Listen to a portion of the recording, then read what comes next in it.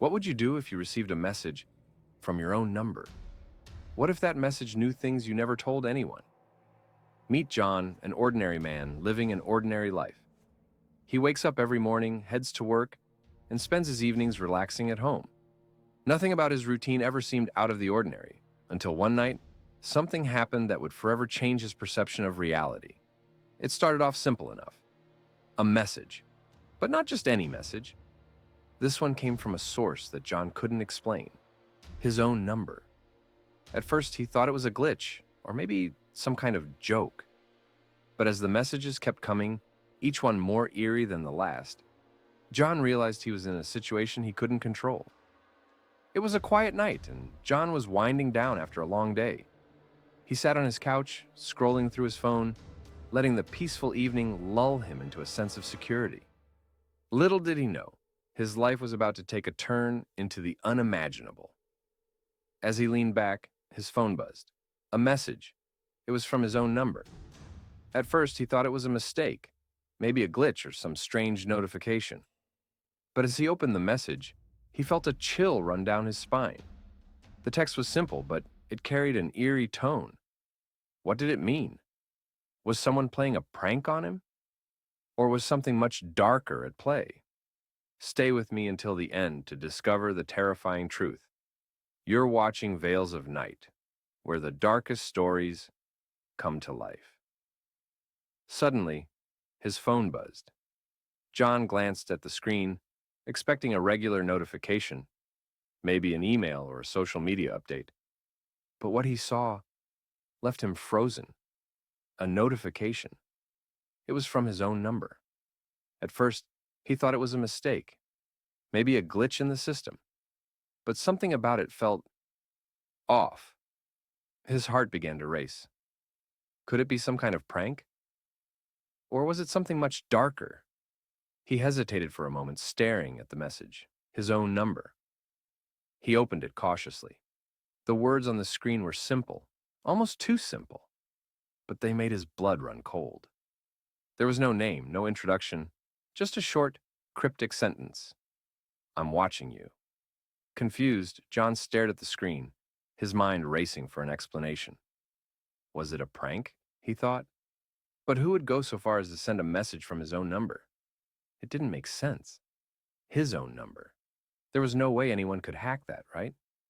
It wasn't just strange, it was impossible. And yet, there it was, staring back at him. His own number.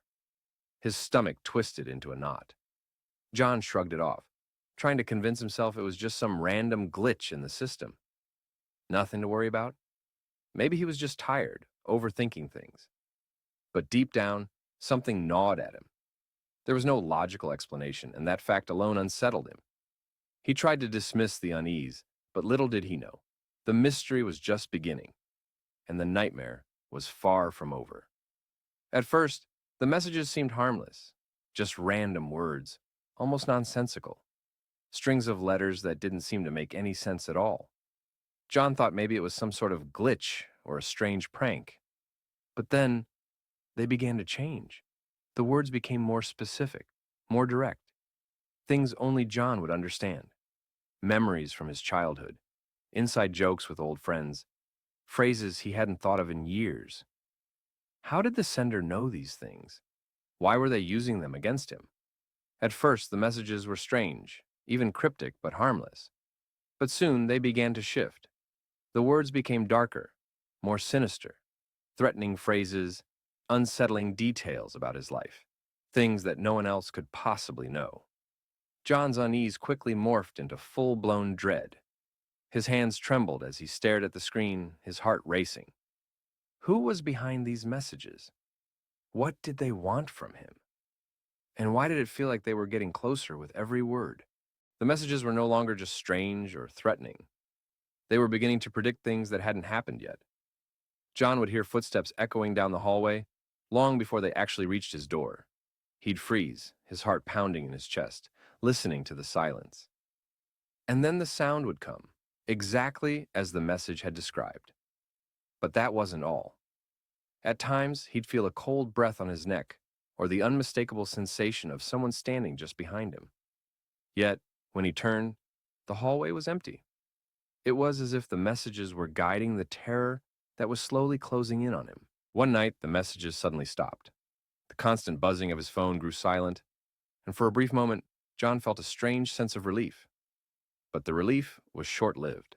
Even without the messages, he couldn't shake the feeling that something was watching him. He glanced over his shoulder, the hairs on the back of his neck standing up. The house was empty, but the sensation of eyes on him never went away. It was as if he wasn't alone. With a growing sense of unease, John reached for his phone almost instinctively and checked it one last time. John's heart pounded as he opened the final message. He wasn't sure what he expected, but it wasn't this. The screen flashed with a single image, a photo of John taken from the corner of his own room. His blood ran cold. He recognized the angle instantly. It was from the far corner of his living room, just behind the couch. The image was crystal clear, showing him sitting there, unaware, just moments ago. But the worst part?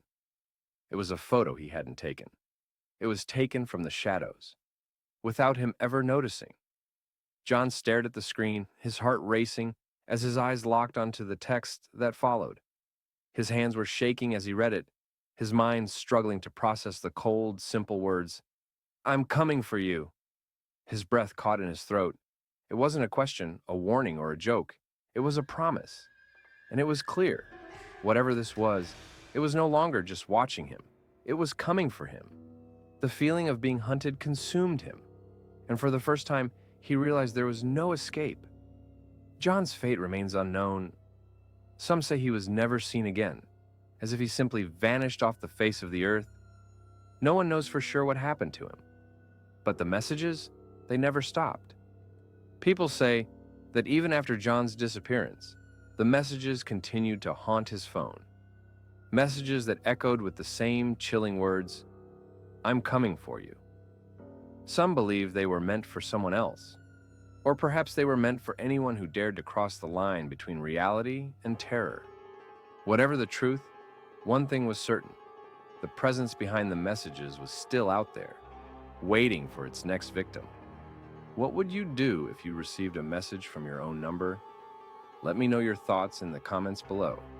Don't forget to like and subscribe for more creepy tales, and remember, stay safe.